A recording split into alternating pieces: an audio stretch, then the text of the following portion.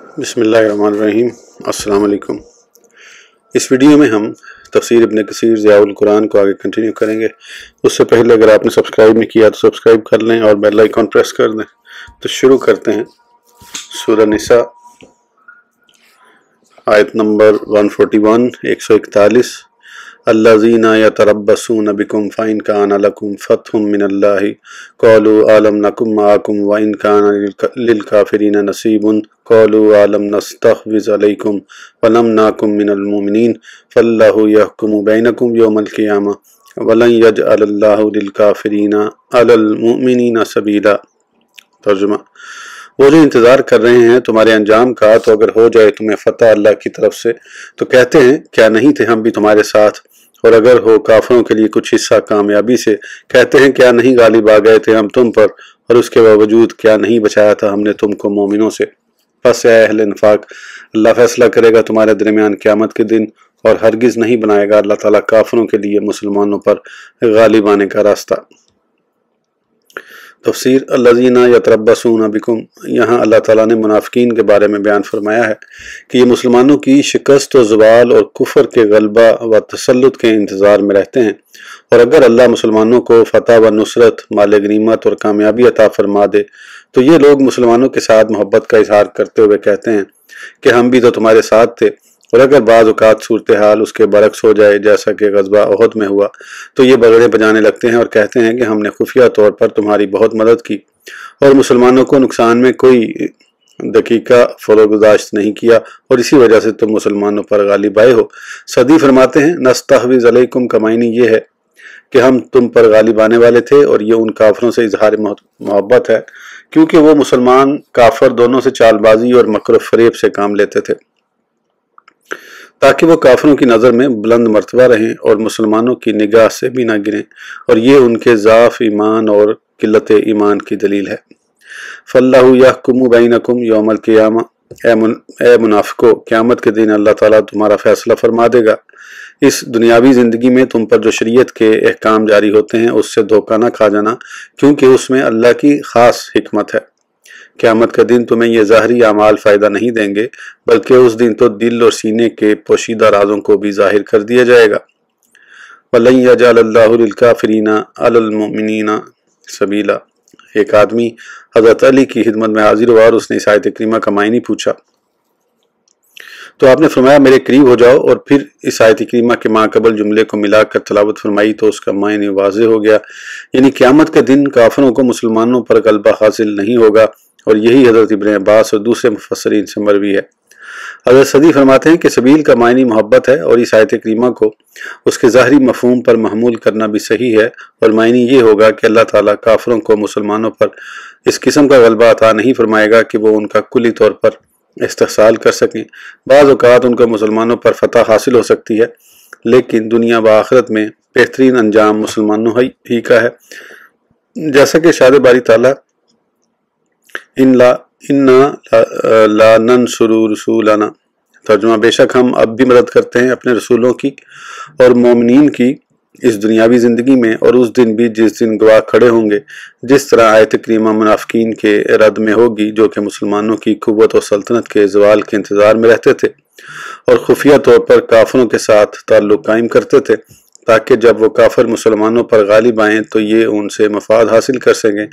जैसा कि ये इरशाद बारी ताला है फ़तरल्लज़ीना फ़ी क़ुलूबिहिम मरज़ुन युसारिऊना फ़ीहिम, सूरह अल-माइदा। तर्जुमा: तो आप देखते हैं उन लोगों को जिनके दिलों में मर्ज़ है कि वो दौड़ दौड़ कर यहूद व नसारा की तरफ कहते हैं हम डरते हैं कहीं हम पर कोई गर्दश न आ जाए। बहुत से उलमा कराम से इस आयत से इस्तदलाल किया है कि मुसलमान गुलाम को काफिर के हाथ बेचना जायज़ नहीं, क्योंकि इसमें एक मुसलमान पर काफिर का गलबा और मुसलमान की तजलील होती है, और बाज़ उलमा ने इसको जायज़ करार दिया है। वो फरमाते हैं वो इस गुलाम को अपनी मुल्क से उसी वक़्त ज़ाइल कर दे। सूरह निसा आयत नंबर 143, 142, 143, 142 और 143। इन्नल मुनाफिकीना युखादिऊन अल्लाह व हुवा खादिउहुम व इज़ा कामू इलस्सलाति कामू कुसाला युराऊन अन्नास वला यज़कुरून अल्लाह इल्ला क़लीलन मुज़ब्ज़बीन बैन ज़ालिका ला इलाहा उलाई व ला इलाहा उला व मन युज़िल्लिल्लाहु फलन तजिद लहु सबीला। ترجمہ: بے شک منافق اپنے گمان میں دھوکہ دے رہے ہیں اللہ کو، اور اللہ تعالیٰ سزا دینے والا ہے انہیں اس دھوکے بازی کی۔ اور جب کھڑے ہوتے ہیں نماز کی طرف تو کھڑے ہوتے ہیں کاہل بن کر، وہ بھی عبادت کی نیت سے نہیں بلکہ لوگوں کو دکھانے کے لیے، اور نہیں ذکر کرتے اللہ تعالیٰ کا مگر تھوڑی دیر۔ ڈاما ڈول ہو رہے ہیں کفر و ایمان کے درمیان، نہ ادھر کے اور نہ ادھر کے، اور جس کو گمراہ کر دے اللہ تعالیٰ تو ہرگز نہ پائے گا تو اس کے لیے ہدایت کا راستہ۔ تفسیر: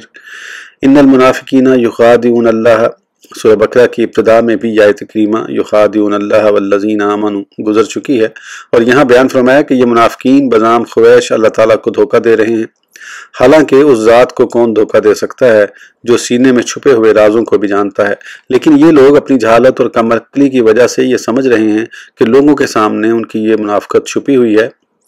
اور ان پر شریعت کے ظاہری احکام لاگو ہوتے ہیں۔ اسی طرح روز قیامت بھی اللہ کے سامنے حکم چل جائے گا، جیسا کہ اللہ تعالیٰ نے ان کے بارے میں ارشاد فرمایا ہے کہ یہ لوگ قیامت کے دن قسم اٹھائیں گے کہ ہم تو صراط مستقیم پر گامزن تھے، اور وہ یہ سمجھیں گے کہ یہ جھوٹی قسمیں ان کو بڑا فائدہ دیں گی، جیسا کہ ارشاد باری تعالیٰ ہے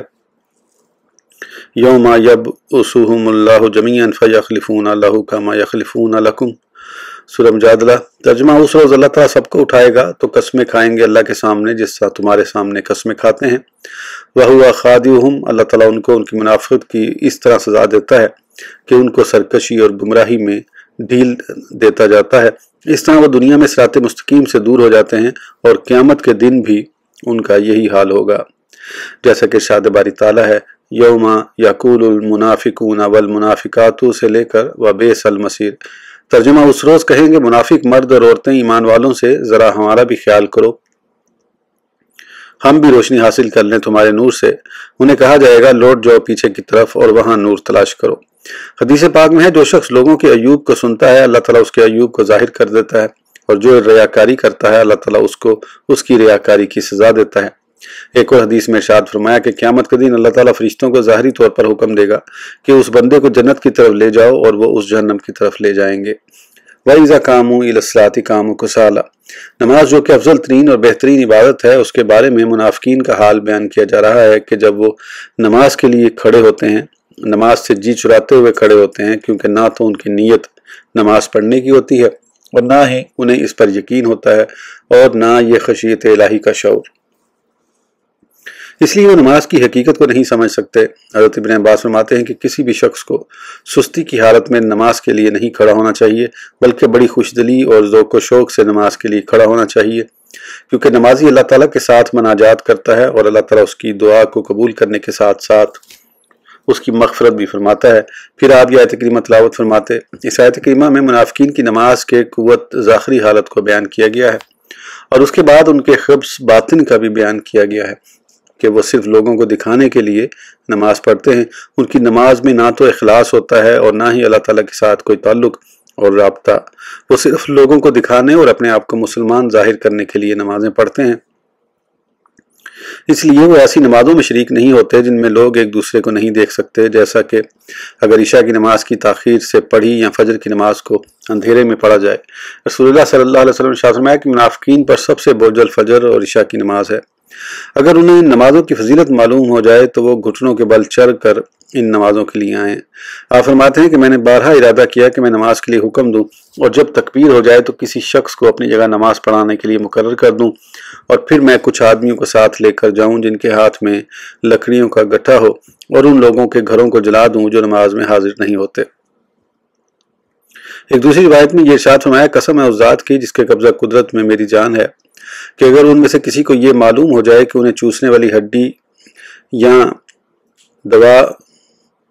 دواچے کھر ملیں گے تو وہ نماز میں ضرور حاضر ہوتا۔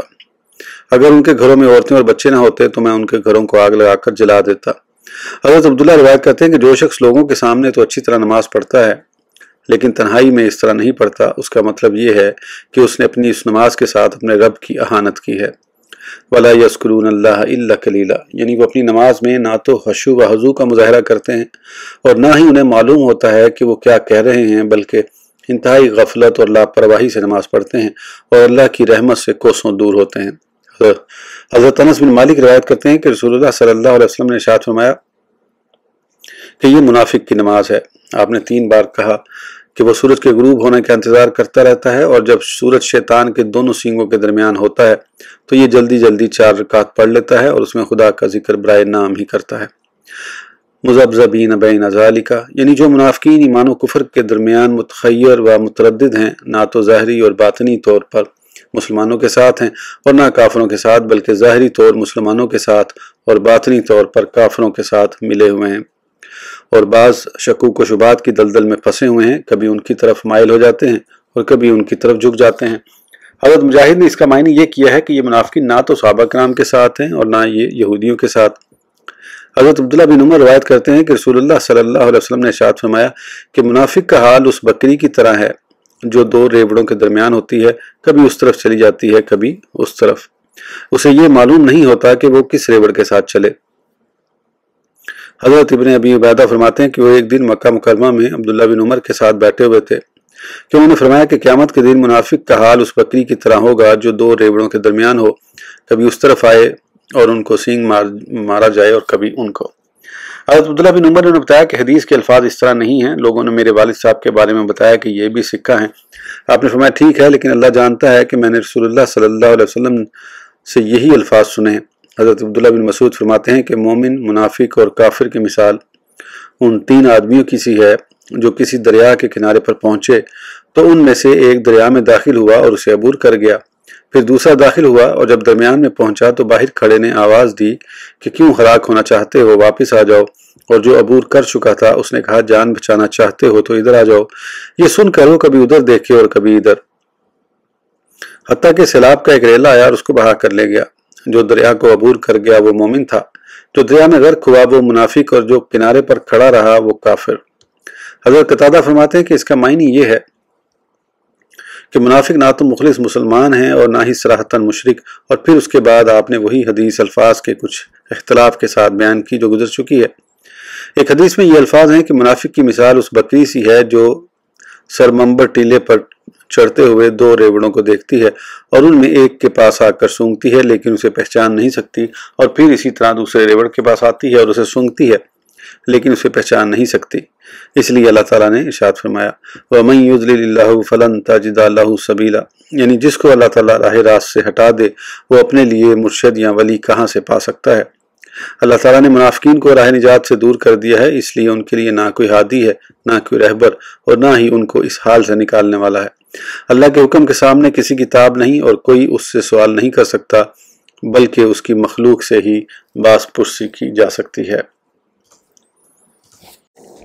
سورہ نساء آیت نمبر 144 سے 147، 144 to 147۔ یا ایھا الذین آمنوا لا تتخذوا الکافرین اولیاء من دون المؤمنین اتریدون ان تجعلوا للہ علیکم سلطانا مبینا ان المنافقین فی الدرک الاسفل من النار ولن تجد لهم نصیرا الا الذین تابوا واصلحوا واعتصموا باللہ واخلصوا دینہم للہ فاولئک مع المؤمنین وسوف یؤتی اللہ المؤمنین اجرا عظیما ما یفعل اللہ بعذابکم ان شکرتم وآمنتم وکان اللہ شاکرا علیما۔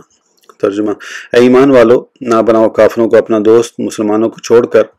کیا تم ارادہ کرتے ہو کہ بنا دو اللہ تعالیٰ کے لیے اپنے خلاف واضح دلیل؟ بے شک منافق سب سے نچلے طبقے میں ہوں گے دوزخ کے طبقوں سے، اور ہرگز نہ پائے گا تو ان کا کوئی مددگار مگر وہ لوگ جنہوں نے توبہ کی اور اپنی اصلاح کر لی اور مضبوطی سے پکڑ لیا اللہ کا دامن رحمت اور خالص کر لیا اپنا دین اللہ تعالیٰ کے لیے، تو یہ لوگ ایمان والوں کے ساتھ ہیں، اور عطا فرمائے گا اللہ تعالیٰ مومنوں کو اجر عظیم۔ کیا کرے گا اللہ تعالیٰ تمہیں عذاب دے کر اگر تم شکر کرنے لگو اور ایمان لے آؤ، اور اللہ تعالیٰ بڑا قدردان ہے اور سب کچھ جاننے والا ہے۔ تفسیر: یا ایھا الذین آمنوا، اللہ تعالیٰ اپنے مومن بندوں کو ان سے دوستی لگانے، ان کی سنگت اختیار کرنے اور ان کے ساتھ میل جول رکھنے اور مومنین کو پوشیدہ راز ظاہر کرنے سے منع کر رہا ہے، جیسا کہ ارشاد باری تعالیٰ ہے لا یتخذ المؤمنون الکافرین اولیاء من دون المؤمنین، سورہ ال عمران۔ ترجمہ: نہ بنائیں مومن کافروں کو اپنا دوست مومنین کو چھوڑ کر، اور جس نے کیا یہ کام پس نہ رہا اس کا اللہ سے کوئی تعلق مگر اسی حالت میں کہ تم کرنا چاہو ان سے اپنا بچاؤ۔ یعنی اللہ تعالیٰ تمہیں اپنے عذاب سے ڈراتا ہے اگر تم نے اللہ تعالیٰ کی نافرمانی کی۔ اس لیے یہاں ارشاد فرمایا کیا تم یہ چاہتے ہو کہ تم اللہ تعالیٰ کو اپنے خلاف واضح دلیل بنا لو؟ حضرت ابن عباس فرماتے ہیں کہ قرآن پاک میں جہاں سلطان کا لفظ استعمال ہوا ہے اس کا معنی دلیل اور محبت ہے۔ ان المنافقین فی الدرک الاسفل من النار، یہاں اللہ تعالیٰ نے قیامت کے دن منافقین کو دی جانے والی سزا کا ذکر کیا ہے۔ حضرت ابن عباس فرماتے ہیں کہ آگ کے نیچے ہوں گے۔ دوسرے مفسرین نے فرمایا کہ جس طرح جنت میں مختلف درجات ہیں اسی طرح دوزخ میں مختلف درجات ہیں،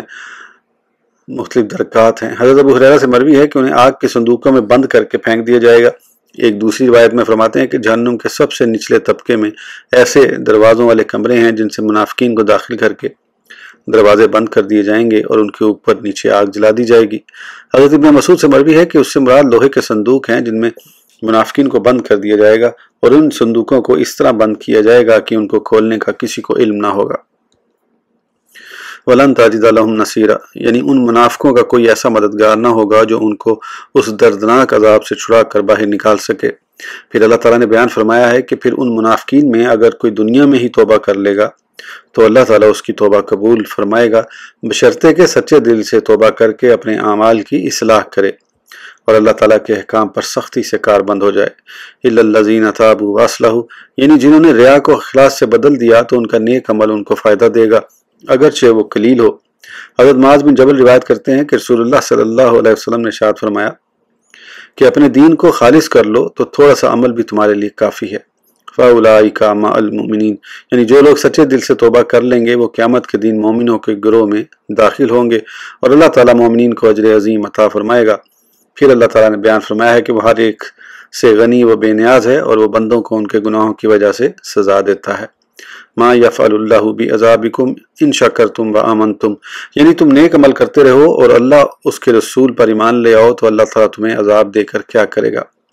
وکان اللہ شاکرا علیما، جو اس کا شکر ادا کرتا ہے عزت و عظمت سے نوازتا ہے، اور جو اپنے دل کے ساتھ ایمان لاتا ہے وہ اس سے بخوبی واقف ہے اور اسے اجر عظیم عطا کرے گا۔ اس ویڈیو کے لیے اتنا ہی، پھر انشاءاللہ اگلی ویڈیو میں آگے کنٹینیو کریں گے۔ اس وقت تک کے لیے اجازت دیجیے، سبسکرائب کرنا نہ بھولیں۔ اللہ حافظ۔